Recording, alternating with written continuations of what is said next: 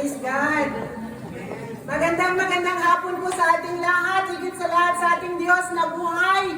Pwedeng makita ang mga kamay ng pinagpala ng Diyos at ibigay ang best clap offering. Hallelujah! Hallelujah! Hallelujah! Hallelujah! Tunay po na napakabuti ng ating Diyos. Amen po? Sino pong agree sa akin? Amen. Tunay po ng ating Diyos ay Diyos na makapangyarihan. Diyos na hindi nagkukulang. Amen. Diyos na mabuti at Diyos na patuloy na nagpapala sa buhay ng bawat isa. Amen. Glory to God po sa success ng ating 11-year anniversary at glory to God sa buhay po ng mga kapatid natin na bisita natin last Sunday. At nandito po sila ngayon. Glory to God. At mayroon pa yata silang kasama. Sino pong nakita? Pwede makita ang kamay po na ngayon lang po nakagalo? Ayan. Palakpakan po natin ang Diyos.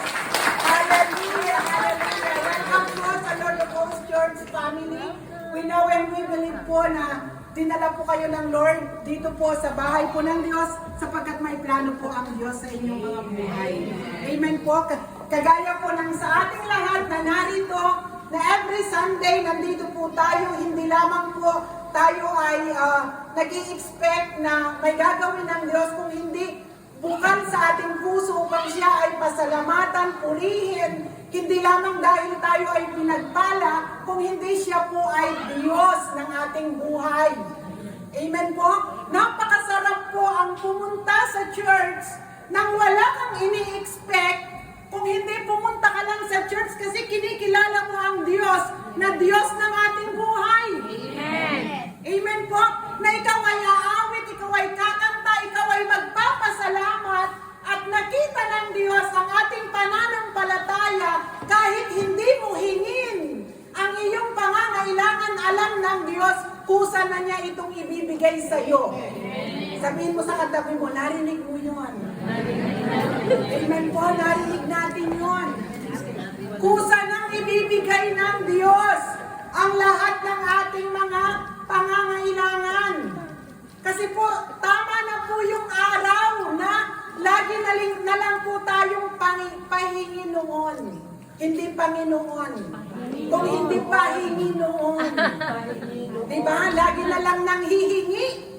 At kapag wala nang ibinigay ang Diyos, hindi na natin siya kinakausap. O kaya pag wala na tayong pangangailangan, hindi na tayo nakikipagdinig sa Diyos. Na kung saan hinalintulad na tayo ng mga magulang dito sa lupa, kapag ang mga anak natin may mga pangangailangan, ang lalambing sa atin, kagaya nga ng sabi ni Kuya Arnold, laging nanghahalik ang kanyang mga mahal sa buhay. Diba, mga anak natin, pag may kailangan, ang lalambing, ang sisweet, pinagsisilbihan ka. Pag wala ng pangangailangan, aba, hindi mo na naririnig, hindi mo na nakikita. At ano kung nararamdaman ng magulang? Malungkot. Kaya that's why ang Diyos, minsan pinapahintulutan niya na tayo ay magkaroon ng matinding pangangailangan kasi namimiss tayo ni Lord.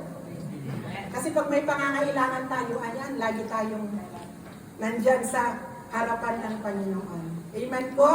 Kaya, ngayong araw na ito, may mensahe po ang Diyos sa ating lahat na kung saan ito po ay magbibigay ng taas ng antas ng ating pananampalataya bilang paglakad sa ating pananampalataya at paglingkod sa ating Diyos na buhay.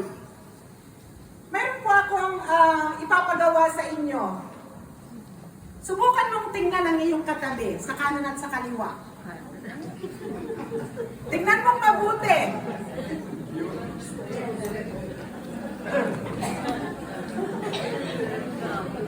Ang ganda. Ayan. Ang sunod kong tanong, habang tinitignan mo siya, ano ang iniisip mo? Beautiful. Take it, madam. Ano ang iniisip mo at ano ang nararamdaman mo? Diba? Kasi po, ang mata po ng tao, kapag tumingin, dalawa lang. Positive, negative. Positive, negative. Ano po yung dalawa na yon? Mapanghusga at compassionate. Di ba?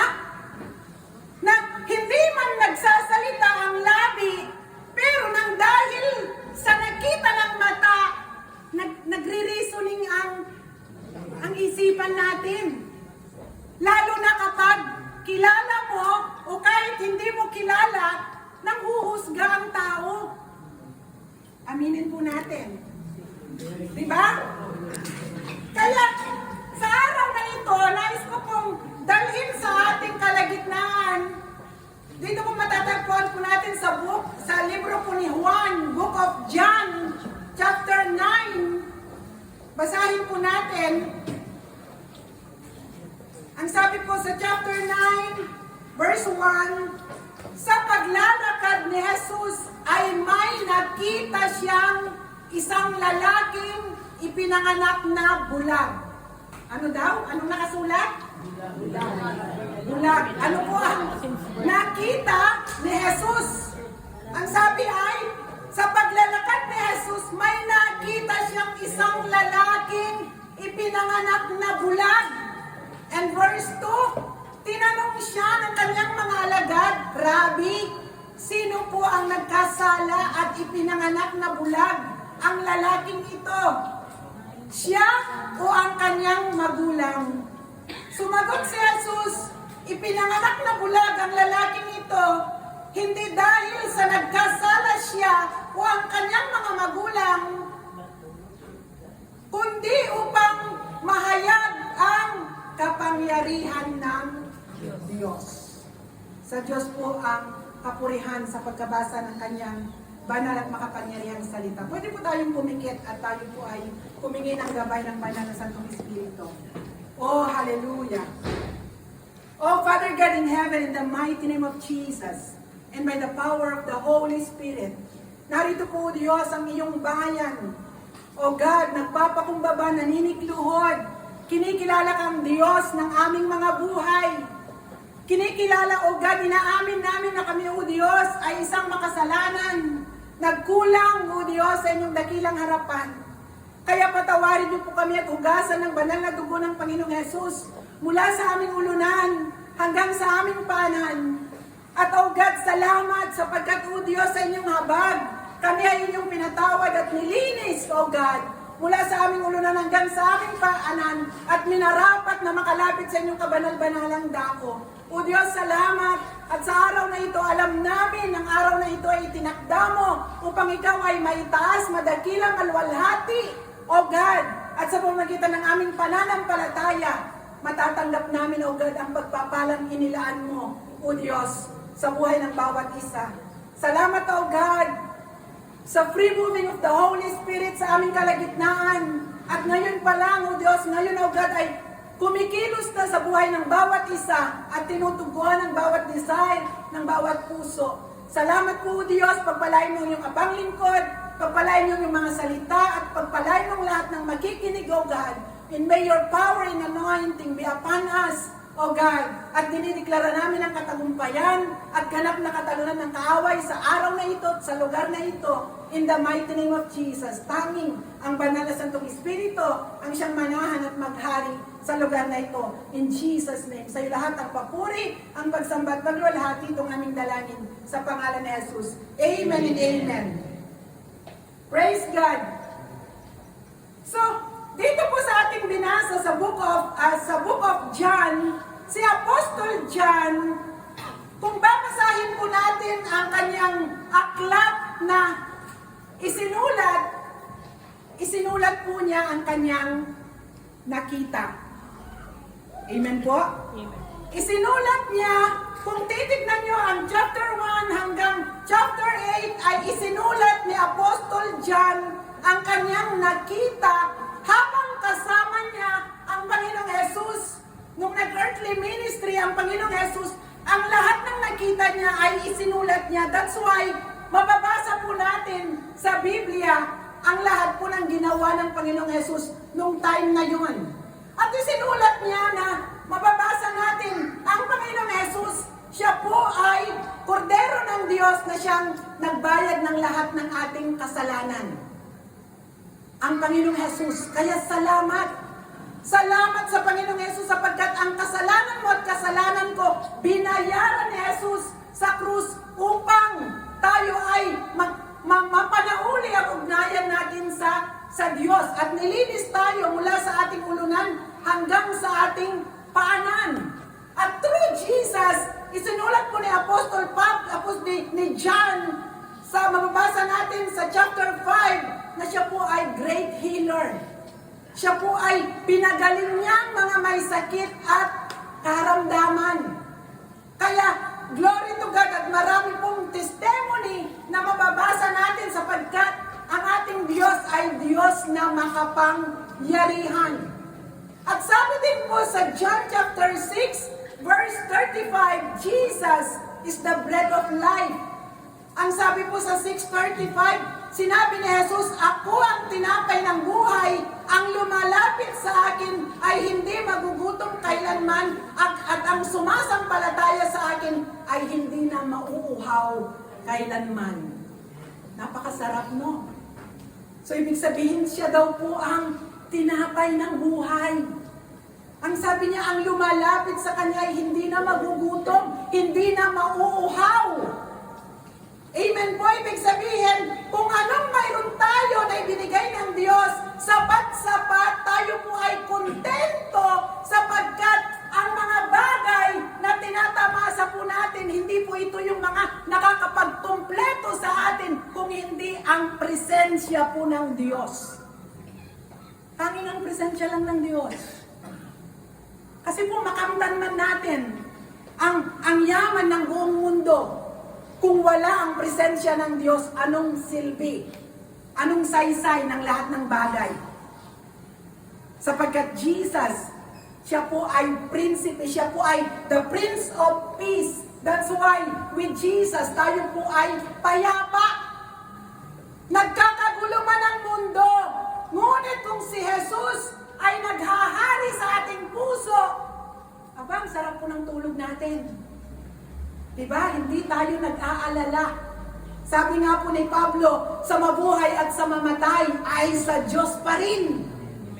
Kaya wala kang ikakatakot. Payapa tayo. Hindi tayo natatakot sa kamatayan, hindi tayo natatakot sa anuman sapagkat sa lahat ng dako at sa anumang dako ng buhay natin, alam natin kasama natin ang Panginoong Jesus. Glory to God. At sabi po, Jesus is the light of this world.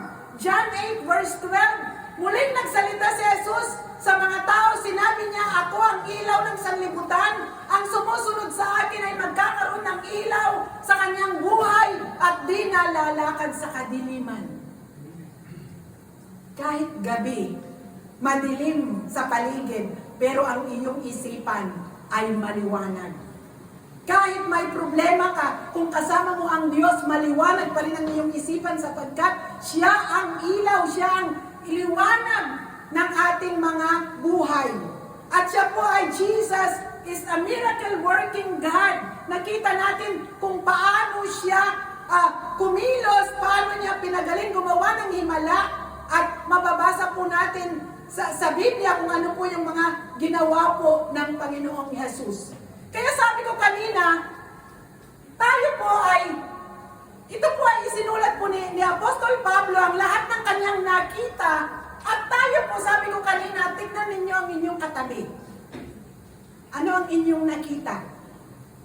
Tignan nyo ang inyong paligid. Ano ang inyong nakikita? Tignan nyo ang inyong bahay, ang inyong pamilya. Ano ang inyong nakikita? Kung iba masulat kaya sa inyo, ano kaya ang isusulat ninyo? Hello? Diba? At kapag tayo po ay nagsulat, kung ano yung nakita natin, the way kung paano tayo mag-isip, paano tayo maghusga, diba? Yun po yung isusulat natin. At alam nyo ba na ang bawat isa sa atin, iisa lang ang makikita, iba-iba ang sasabihin. Iba-iba ang mararamdaman. That's why, ang mga tao, laging nagkakaroon ng opposition. Nag-aaway-away ang mga tao kasi hindi naman tayo ginawa ng Diyos na pare-parehong isipan. Kaya, para walang away, tanggapin natin na ang katabi mo ay hindi kayo pareho. Diba?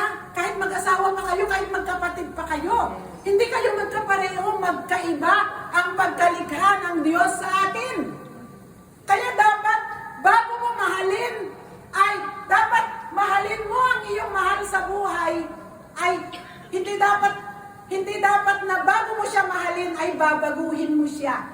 Dahil kailanman, walang sino mang tao ang kaya magbago ng kapwa-tao. Tanging Diyos lang. Tandaan po natin yan. Kaya, kailangan mahalin mo siya kung sino siya. Diba? Hindi po yung pipilitin mong baguhin bago mo siya mamahalin. Kaya po, dito po, balik po tayo dito sa ating binasa. Dito po kaya, ang title po ng ating pag-aaralan ngayong araw na ito ay Eyes to See Jesus. Eyes to see Jesus. Isang paningin upang makita ang kaluwalhatian ng Diyos. Na alam po natin, tayo po na mga tao dahil sa mga tindi ng mga problema, minsan hindi na po natin nakikita ang pagkilos ng Diyos sa ating mga buhay. Kaya that's why ang mga tao ay lugmok sa kalungkutan, lugmok sa depression, ay feeling sila po ay nag-iisa sapagkat hindi nila nakikita na ang Diyos ay nandyan na kumikilos, na hindi sila nag-iisa. Kaya dito po sa binasa po natin, makikita po natin 5 different views of the blind man.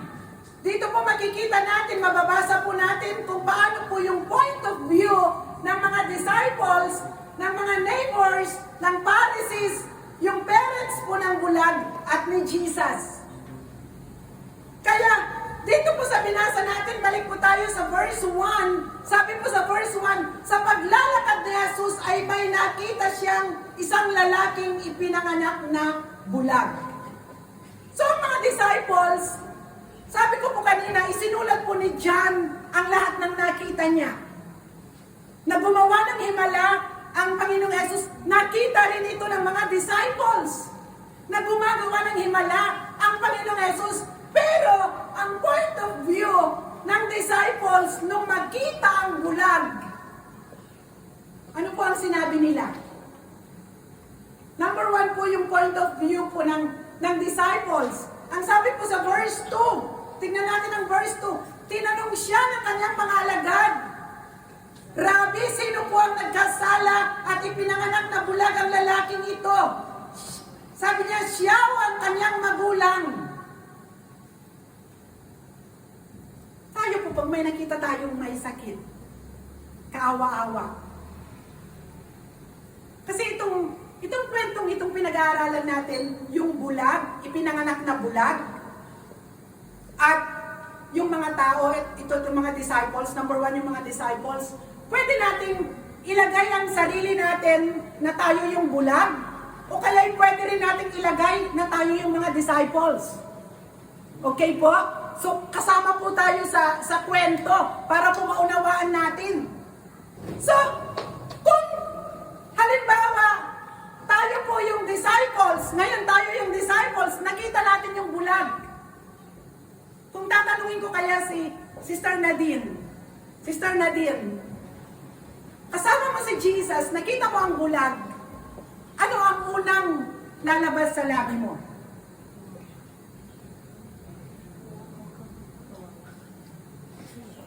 Tayo po, kasama natin si Jesus. Sino po si Jesus? The great healer. Miracle working God. Kasama mo si Jesus. Tayo, kasama natin, Jesus is in us. May nakita ka ngayon na nangangailangan. Ikaw ay disciple. Ano ang makikita mo sa tao?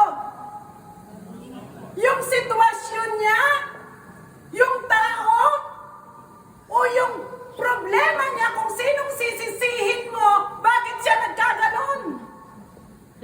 Tingnan niyo yung disciples. Ang sabi, Rabbi, sino ang may kasalanan? Bakit ipinanganak na bulag? Instead na mag-focus sila na bulag, nangangailangan ng kagalingan para siya ay gumaling. Saan po nag-focus ang tao? Ang disciples. Sinong may kasalanan? Sinong may kasalanan? Kasalanan ba niya? Kasalanan ba ng magulang niya? Bakit siya ipinanganak na bulag? Na-experience ba natin ito? Pag tayo po'y nagka-problema? Diba? Instead na yung mga tao na sa paligid natin, tutulungan tayo na may pag-pray na maayos ang problema natin, ang sasabihin sa'yo, kasalanan mo eh.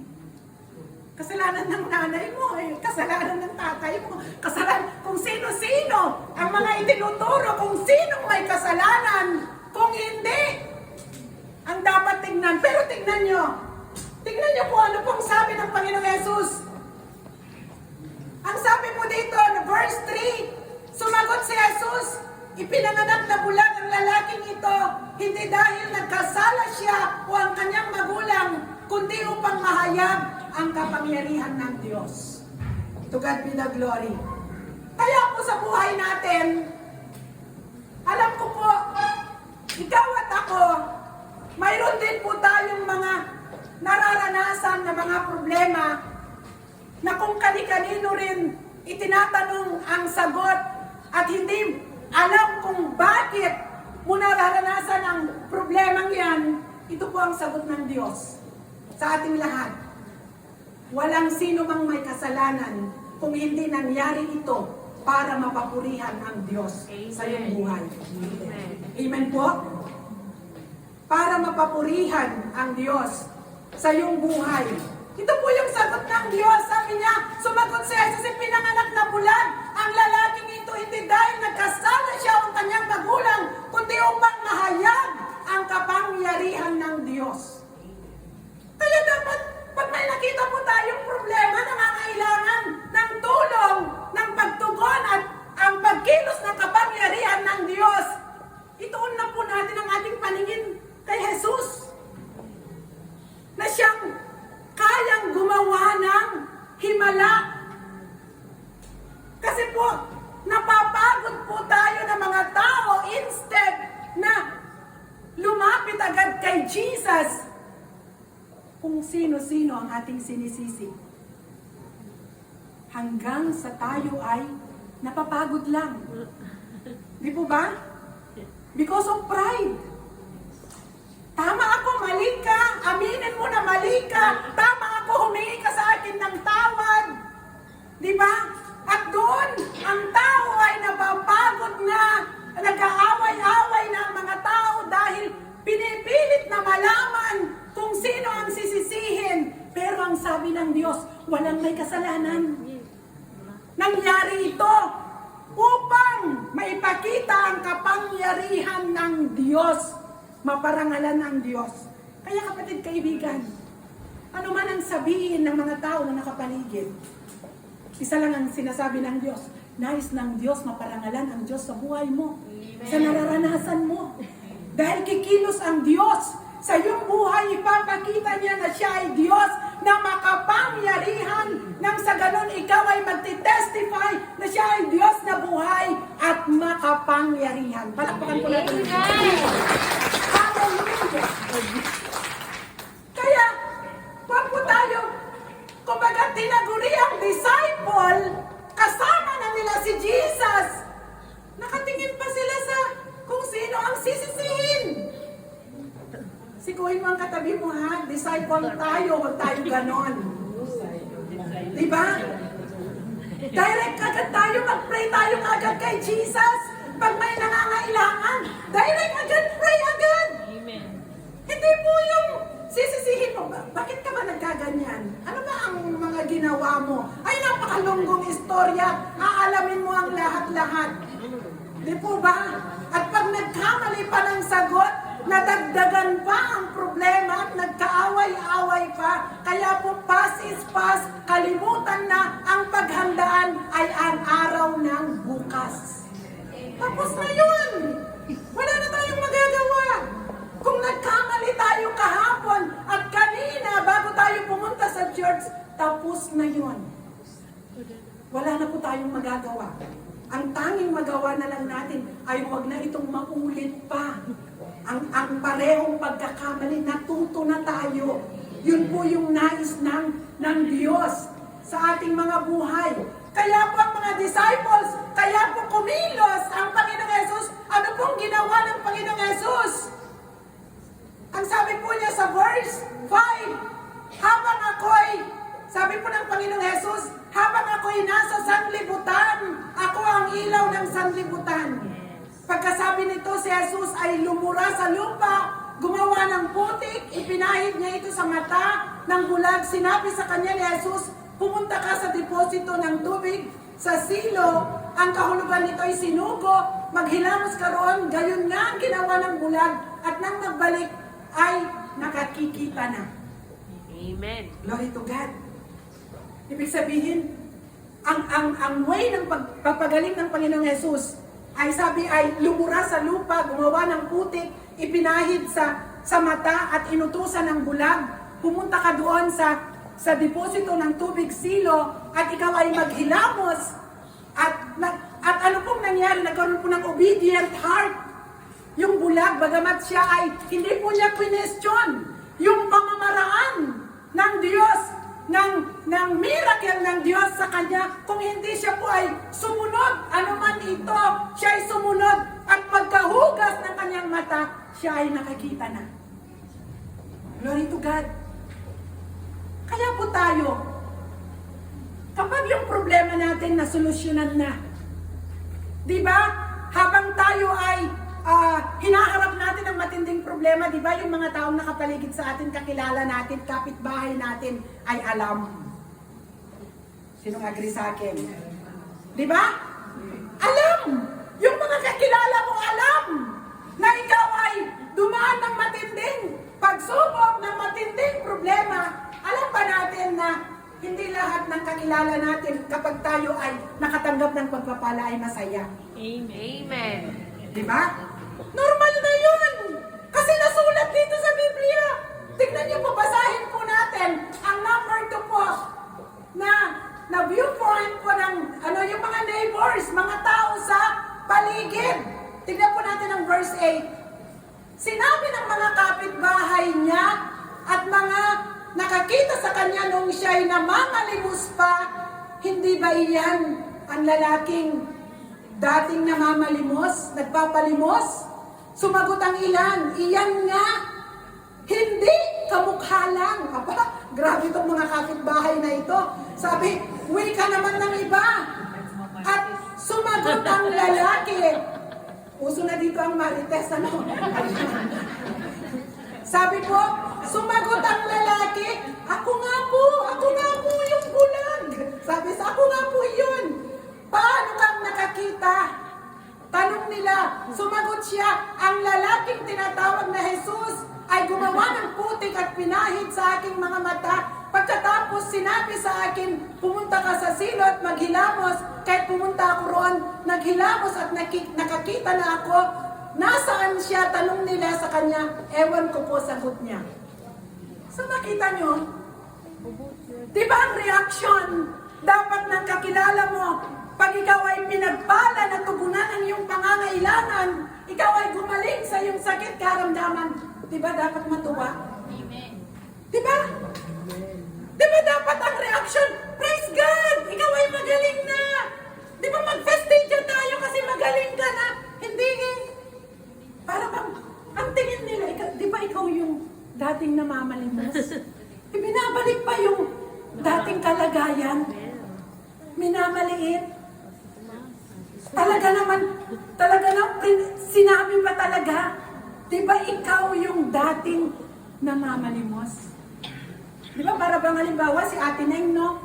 Ang ganda-ganda na ng suot niya, ang ganda na ng bag niya. Talaga naman, binago siya ng Diyos, pinagpala siya ng Diyos. Amen. Nakita siya ng kapitbahay niya. Tapos sasabihin ng kapitbahay niya, di ba ikaw yung dating namamalimos? Di ba? Anong nararamdaman mo, Ate Ning, di ba? Di ba nakakalungkot?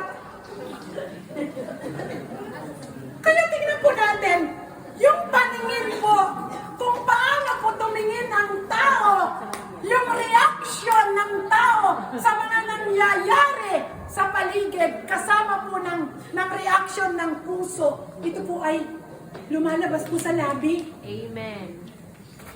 Kumbaga hindi masaya. Hindi siya masaya na ang bulag na ito ay nakakita. Kaya, sikuhin mo ang katabi mo kung naranasan mo kagaya ng bulag. Normal na pala yan. Diba? Dapat hindi na natin yan pansinin. Kasi pinagpala ka na at pinansin ka ngayon ng iyong kapitbahay at kakilala at sumama ang iyong loob. Sino ang lugi? Ikaw. Dapat gayahin mo yung bulag.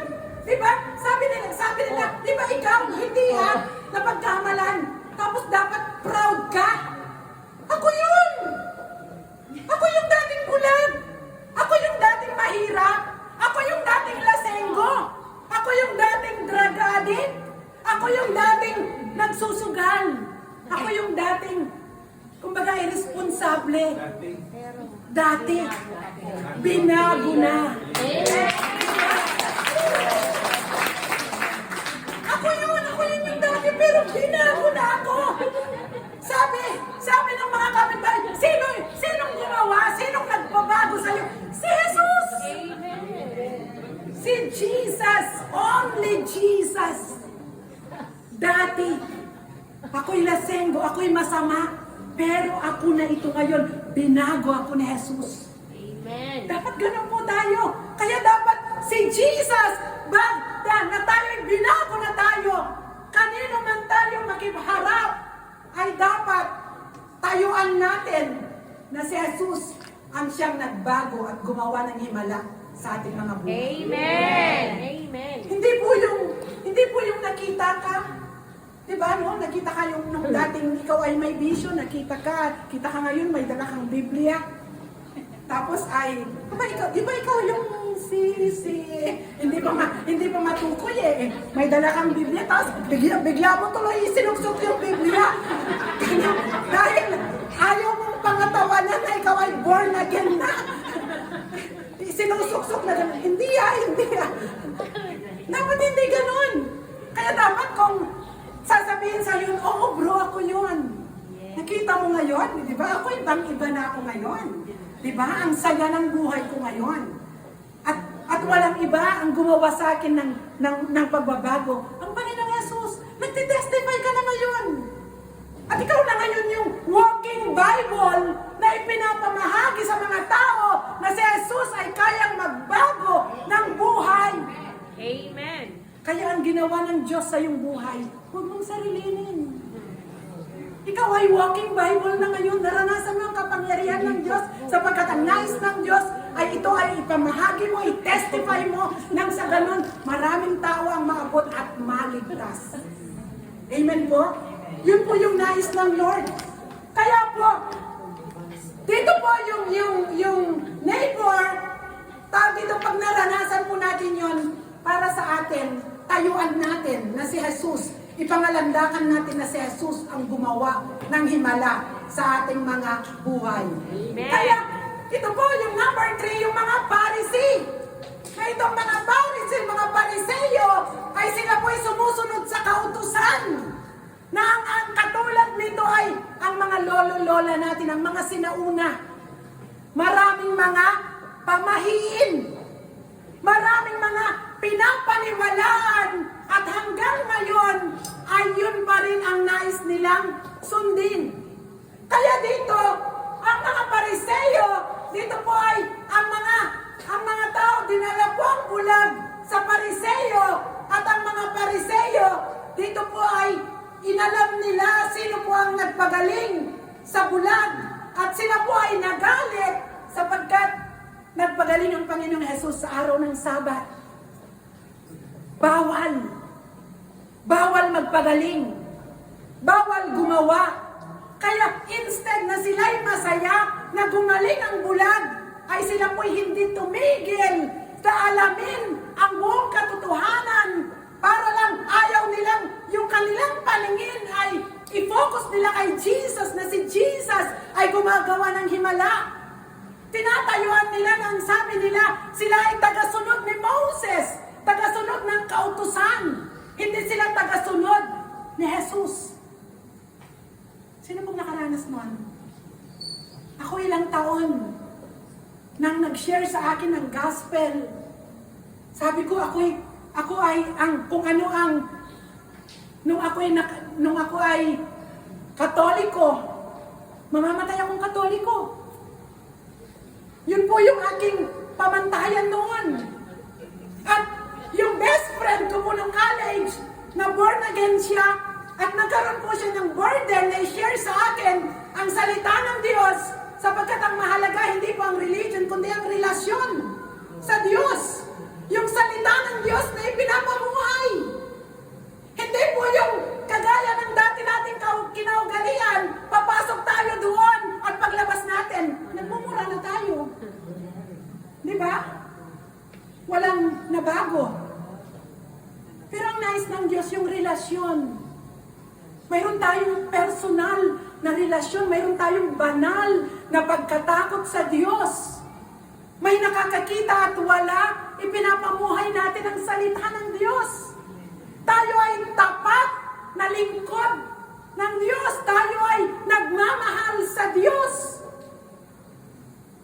Kaya, ang mga Pariseo, sila po'y pilit nilang inaalam ang katotohanan at gusto nila na ang bulag ay magsinungaling. At para hindi mapapurihan ang pangalan ng Panginoong Jesus. Kaya ang sabi po nila dito sa verse 15 and 17, basahin po natin. Ang sabi po dito, tinanong din siya ng mga Pariseo kung paano siya nakakita. Sinabi niya sa kanila, pinahiran niya ng putik ang aking mga mata, naghilamos ako't pagkatapos at ngayon nakakakita na ako. Ang sabi ng ilan sa mga Pariseo, hindi mula sa Diyos ang taong iyan sapagkat hindi niya ipinangingili ng araw ng pamamahinga. Ngunit sinabi naman ng iba, paanong makagagawa ng ganitong kababalaghan ang isang makasalanan at hindi rin sila magkaisa ng palagay. Kaya tinanong nila uli ang dating bulag, ikaw naman yamang pinadilat ni Jesus ang iyong mga mata, ano naman ang masasabi mo tungkol sa kanya? Siya isang propeta, sagot niya. At ang verse 18, ayaw maniwala ng mga Hudyo na siya'y dating bulag, kaya't pinatawag nila ang mga magulang ng taong iyon. Ang kulit ano? Sobrang kulit. Kumbaga yung pride nila, sinasabi na ng bulag na siya'y pinagaling ni Jesus. Pero alam nyo, kung mayroon man tayong sinishiran na kagaya ng mga Pariseo, wag tayong bumitaw. Kasi yung nag-share sa akin, kung siya po ay nagbitaw, siguro wala rin ako dito. Ang tagal din kaya akong sinirang taon din. Pero, ang nakita ko doon, kapag po matigas ang puso natin, ang pamamaraan ng Diyos, mahirap. For God's glory, kagaya po ni Ate Tita, example po, Ate Tita. Lahat ng mga kapatid po ni Ate Tita, pinagpipray na makasama natin dito sa church. Pinagpipray nila buong magkakapatid. Even Kuya Arnold, mga anak. Pero, si Ate Tita, of course, may sarili siyang paniniwala. Di ba? Kagaya nating lahat. Kagaya ko rin noon. Pero dahil ang Diyos, mahal ng Diyos si Ate Tita, ay ipinahintulot ng Diyos na si Kuya Arnold namatay ng 7 minuto at nabuhay na muli para lang si Ate Tita ay maniwala at maglingkod na sa Diyos. Diba?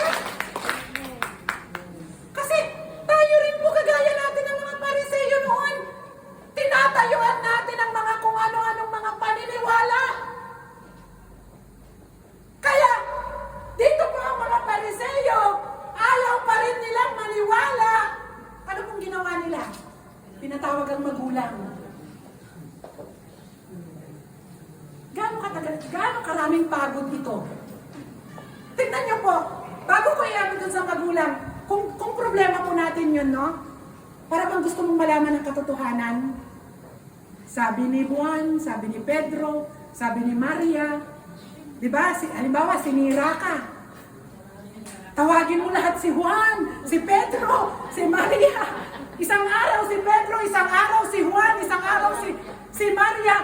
Pagod na pagod ka na. Di ba? Kaya, doon po, tinawag po ang magulang. Tinawag po ang magulang at dito po, mababasa natin ano po ang point of view ng magulang sa bulag. Tingnan po natin, kanino papanig? Sa palagay nyo kaya, kanino papanig ang magulang? Sa anak o sa mga Pariseo? Sino magsasabi sa anak? Sino magsasabi sa Pariseo?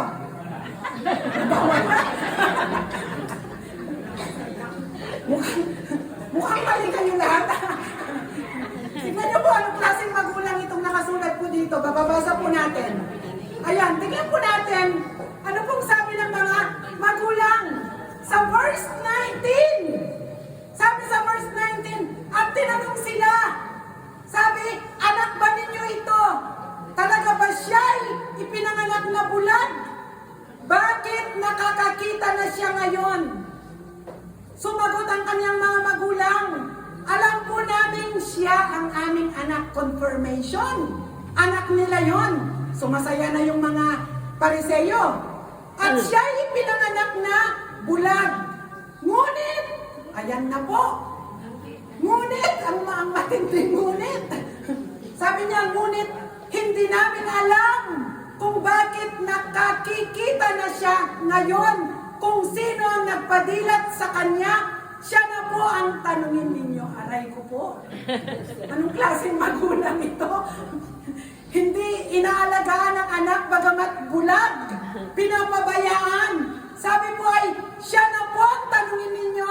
Siya may sapat ng gulang at makapagsasabi na tungkol sa kanyang sarili.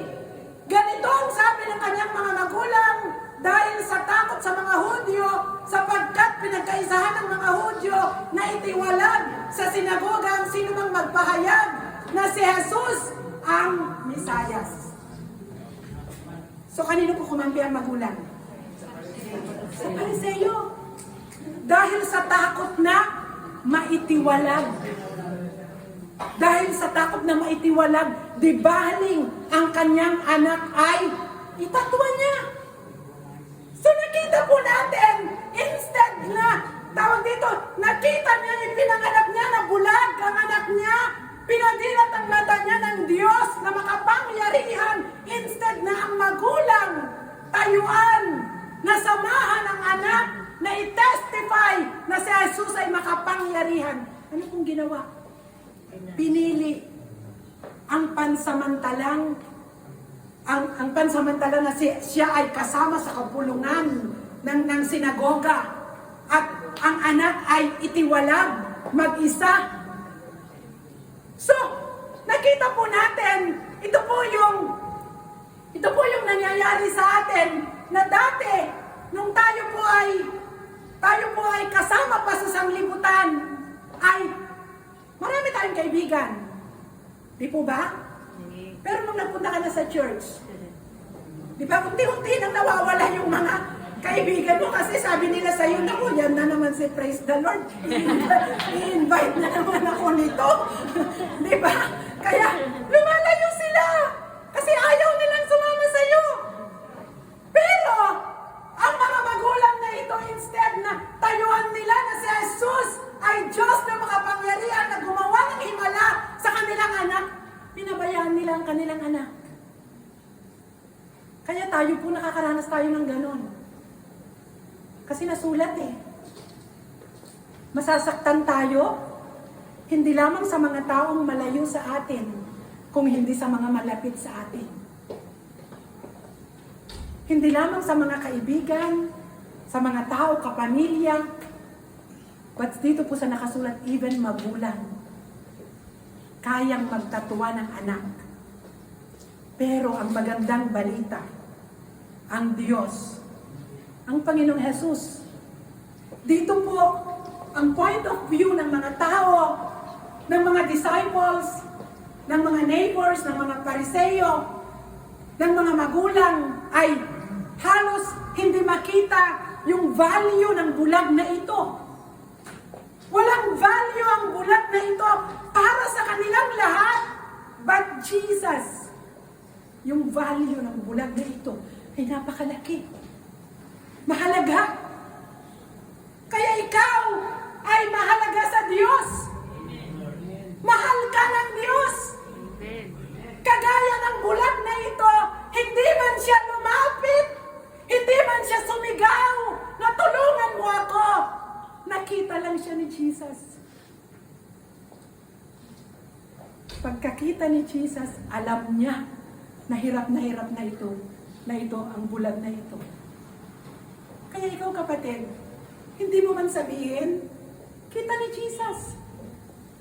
Kita ng Diyos ang iyong kalagayan. Kita ng Diyos ang iyong pangangailangan. Kita ng Diyos ang bigat ng iyong puso, ng iyong frustration. Kita ng Diyos kung paano nasugatan ang iyong puso. Kita ng Diyos paano ka nadapa, bumangon, pinagtawanan. Hindi ka binigyan ng value ng mga tao, but Jesus, mahal na mahal ka niya. Amen. That's why namatay siya sa krus.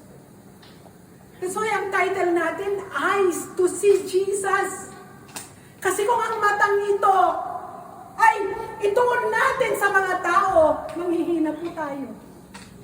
Kung ang mga mata na ito, ituon natin sa kahirapan, tayo po'y mahihirapan. Kung ang mga matang ito ay makita mo ang problema, at ang problema na ang titignan mo, hindi ang kapangyarihan ng Diyos, ikaw na ang pinakakawawa. Pero ang Diyos ay makapangyarihan. Kaya, siguro marahil sa iyong kinaupuan, nakaranas ka ng matinding problema. Ilan po sa atin na nandito ay na-solve ng mga problema, na-receive ang kagalingan, na-receive ang kaayusan ng pamilya, kumbaga nakalayo sa mga bisyo, maraming ginawa ang Diyos. Glory to God. Ipagpatuloy nyo na mag-testify. Amen. Pinahintulot ito ng Diyos sapagkat ang nais ng Diyos, kayo ay buhay na patutuo, na abutin ang mga nangangailangan kagaya ng bulag na ito at manauli ang kanilang paningin at doon makaroon sila ng spiritual eyes to see Jesus. Amen. Na ang Diyos ay makapangyarihan. Amen. Talapakan po natin ang Diyos. Kaya, ito po yung nais ng Diyos. Bigyan po tayo ng isang spiritual na paningin. Huwag natin tignan yung kalagayan mo na, tuldukan mo na. Sapagkat ang kalagayan natin, kagaya po ng bulag na yan, behind sa iyong pananampalataya, nandun lagi ang kapangyarihan ng Diyos na gumawa ng himala sa iyong buhay. Amen. Kaya napakabuti po ng ating Diyos. Kaya po, ang bulag na ito, sa ating conclusion, ang bulag na ito siya po ay, dito ay itiniwalag. Dahil siya po ay nanindigan na ang nagpagaling sa kanya, ang Panginoong Jesus. Tignan niyo po, ako na-bless po ako dito sa kanyang sinabi. Tignan niyo po dito sa verse 24. Sabi niya, kaya muli nilang ipinatawag ang dating bulag. Sinabi sa kanya, sabihin mo ang totoo. Alam naming makasalanan ng taong iyon. Sino pong tinutukoy nila? Ang Panginoong Jesus. Hindi ko po alam kung siya ay makasalanan o hindi. Tugon niya, isa lang ang alam ko. Dati akong bulag, ngunit ngayon nakakakita na. Di ba? Kung pini-question yung buhay niya, sabi niya, isa lang ang alam ko. Dati bulag ako. Dati mahirap ako. Dati maraming problema ako. ngayon, di ba? Pwede mong isigaw. Dati, ang hirap ng buhay ko. Dati makasalanan ako. Dati pinagtatawanan ako. Dati kinukutya ako. Pero ngayon, pinagpala ako ng Diyos. Binago ako ng Diyos. Malaya na ako. Masaya na ako. May kapayapaan ang buhay ko dahil kay Jesus. Sino po Amen.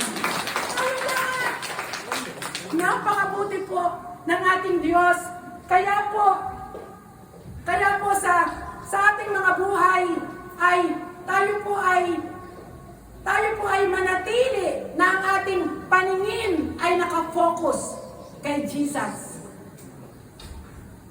Kalabitin mo ang iyong katabi. Manatiling nakafocus kay Jesus.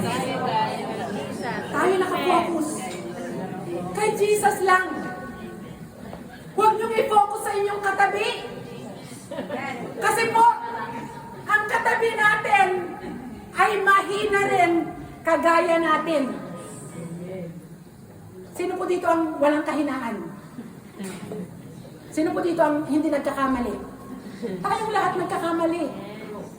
Kaya huwag po nating i-focus ang ating paningin sa ating kapwa. Even po sa ating, kahit sa pinakamatalinong tao, kahit po kanino kung hindi, sa Panginoong Hesus lang. Amen. Sapagkat kung may inspiration po tayo ng mga tao, siya po ay matatag at nagagawa niya yung bagay na yun dahil kay Jesus, dahil sa Diyos, dahil pinagpala siya. Kaya we must focus ang ating paningin po sa ating Panginoong Hesus. Kaya po, ang nais po ng Diyos, ikaw ay mabuhay ng may kaligayahan, may kapayapaan, pinagpala, at ikaw ay maglingkod sa Diyos habang tayo ay nabubuhay at magbigay sa Kanya ng papuri, parangal at pagluwalhati. At alam po ng Diyos ang kalagayan ng bawat isa, kagaya po ng bulag na ito, bago po tayo tumayo at manalangin, sa iyong kinatatayuan ay alam ng Diyos ang iyong kalagayan. Alam ng Diyos ang iyong hinaharap. Alam ng Diyos ang lahat ng tawag dito, ng tangan-tangan mong kung anumang problema yan. Alam lahat yan ng Diyos. At manalig ka na may gagawin ang Diyos sa iyong buhay.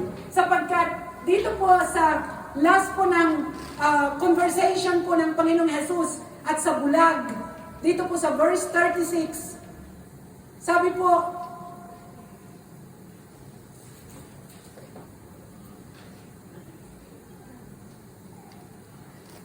basahin ko lang po bago po tayo mag-pray. Dito po yung last conversation po nila sa verse 35. Nabalitahan ni Jesus, ni Jesus, na ang lalaking pinagaling niya ay itiniwalag ng mga Pariseo. Kaya tinanong niya ang lalaki nang matagpuan niya ito, sumasampalataya ka ba sa anak ng tao? Sumagot ang lalaki, sino po ba siya, Ginoo? Sabihin ninyo sa akin upang ako'y manampalataya sa kanya. Siya ay nakita mo na, siya ang nakikipag-usap sa iyo, ani ni Jesus. Sumasampalataya po ako, Panginoon, sabi ng lalaki. At sinamba niya si Jesus.